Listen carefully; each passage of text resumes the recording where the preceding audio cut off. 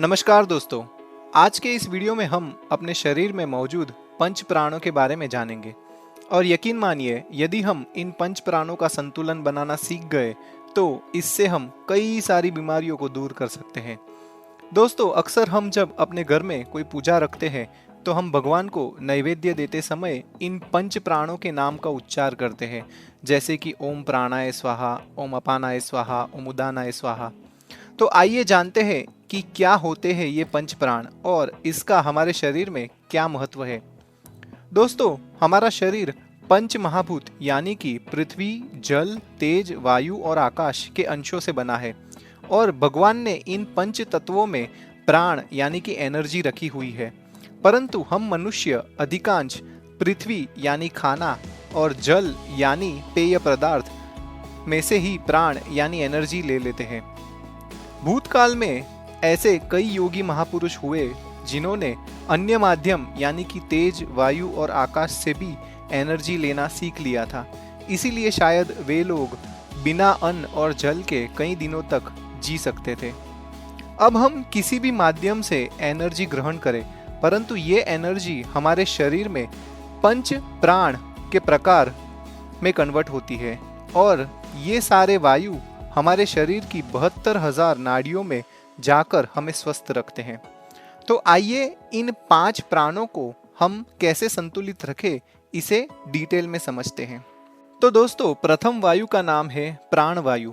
ये हमारे शरीर का मुख्य प्राण होता है और संपूर्ण शरीर को ऊर्जा प्रदान करता है। जिसे भी लंग्स और हार्ट की तकलीफ हो, उन्हें ये प्राण के संतुलन से आराम हो सकता है। प्राणायाम में भी अनुलोम विलोम और भस्त्रिका इस प्राण को संतुलित करने में मदद करती है। ताजे फल, हरी सब्जियां और संतुलित आहार का सेवन इस प्राण की ऊर्जा को बनाए रखता है। गहरी सांसें और पूर्ण सांसें लेना भी इस प्राण के स्तर को बढ़ाता है। जब प्राण ऊर्जा सही से प्रभावित होती है तो आप अधिक सहजता से गहराई और ध्यान साधना में शामिल हो सकते हैं। अब अगले प्राण वायु का नाम है उदान वायु। ये प्राण हमारे शरीर में ऊपर की ओर ऊर्जा को नियंत्रित करता है, जैसे वाणी और आत्म प्रकाशन। डिप्रेशन और विविध मानसिक बीमारियों को कम करने के लिए इस प्राण का संतुलित होना आवश्यक है। डेली ध्यान और अधिकांश मौन धारण करने से आत्म प्रकाशन और मानसिक स्थिरता में वृद्धि होती है। गाने सुनना, मंत्र जाप, स्वर साधना से भी इस प्राण में संतुलन लाया जा सकता है। ऊर्ध्वमुख शवासन और विपरीत करनी ऐसे योग आसन भी इसके संतुलन में मदद करते हैं। स्वयं को मोटिवेट करने वाली किताबें पढ़ना या किसी क्रिएटिव एक्टिविटी में भाग लेना भी इस प्राण को ऊर्जाहित रखता है। अब अगला वायु है समान वायु। ये प्राण पाचन और पोषक तत्वों के आत्मसात से संबंधित होता है। ये प्राण हमारा जठराग्नि को सुरक्षित रखने में मदद करता है। जिसे भी पाचन संबंधी तकलीफ है, उन्हें इस प्राण पे बहुत ध्यान देना चाहिए। वृत्तासन, भ्रामरी और नाड़ी शोधन जैसे प्राणायाम इस प्राण को संतुलित करने में मदद करते हैं। जठराग्नि को संतुलित रखने के लिए हल्का और पचने योग्य भोजन करें, जैसे कि सूप, खिचड़ी और दालें अच्छी होती है।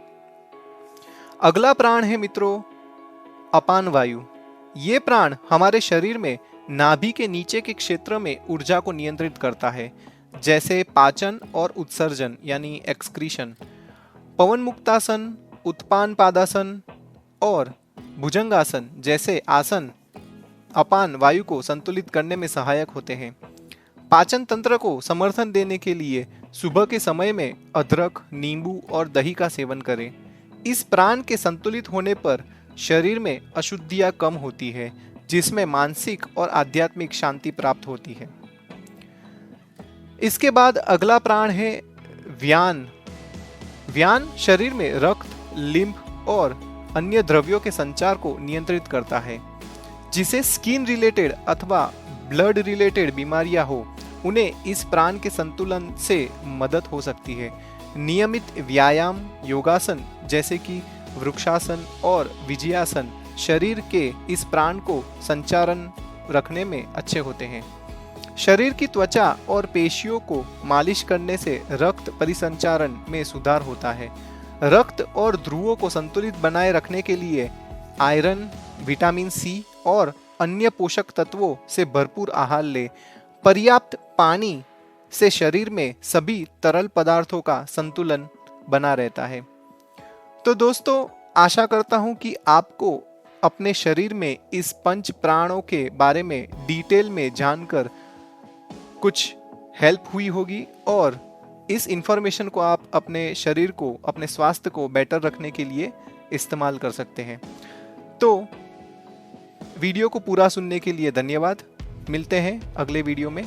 Thank you.